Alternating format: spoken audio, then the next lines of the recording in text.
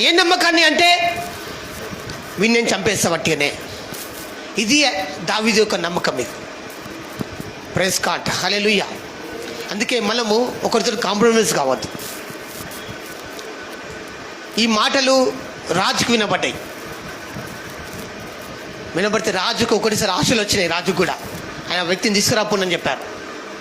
పోయినప్పుడు రాజు దావీదుని చూసినప్పుడు, నువ్వు వానితో యుద్ధాన్ని చేయలేవు, వాడు చిన్నప్పటి నుంచే యుద్ధం అభ్యాసం నేర్చుకున్నవాడు వాడు అని చెప్తే, అప్పుడు దావీదు చెప్తున్నాడు, రాజా, నేను నీ దాసులైన నా తండ్రి యొక్క ఆ యొక్క గొర్రెల మందులు మేపుచుండగా